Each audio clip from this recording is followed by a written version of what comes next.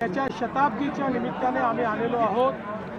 Bharat Ratna doctor Babasaheb आंबेडकरांना वंदन करून चौदार तळ्याच्या सुशोभीकरणाच्या आणि तिथे विविध गोष्टी उभारण्याच्या संदर्भात जो आराखडा तयार केलेला आहे त्याचं भूमिपूजन देखील आम्ही आज केलेलं आहे। आजचा दिवस हा अत्यंत महत्त्वाचा दिवस आहे, कारण भारताच्या इतिहासामध्ये चौदार तळ्याचा सत्याग्रह हा समतेच्या कडे भारताला नेणारा अशा प्रकारचा सत्याग्रह राहिलाय। मानवतेच्या दृष्टीनं जेव्हा मानवाला मानायला तयार नव्हता त्यावेळेस मानवतेची जाणीव करून देणारा अशा प्रकारचा सत्याग्रह आहे।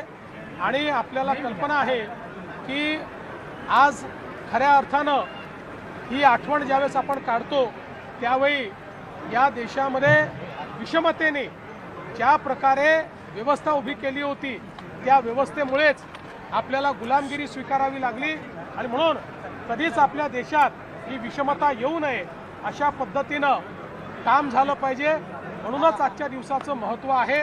आणि विशेषतः आपल्याला कल्पना आहे की सर्वात मोठा अपराध जर काही असेल तर तो अस्पृश्यता आणि विषमता असा हा अपराध आहे। आणि म्हणून आपल्या येणाऱ्या पिढ्यांना समता आणि विषमतेने झालेलं नुकसान या दोन्ही गोष्टी कळल्या पाहिजेत। या दृष्टीनं आजचा दिवस महत्त्वाचा आहे।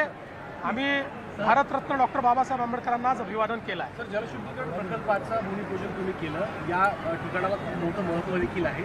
यापुढच्या काळात सुद्धा काही विकासात्मक आराखडा नाही, केवळ जलशुद्धीकरण नाही आहे, त्याचा भरपूर विकास त्याच्यामध्ये आहे, त्यामुळे तो विकास आम्ही करणार आहोत। चला।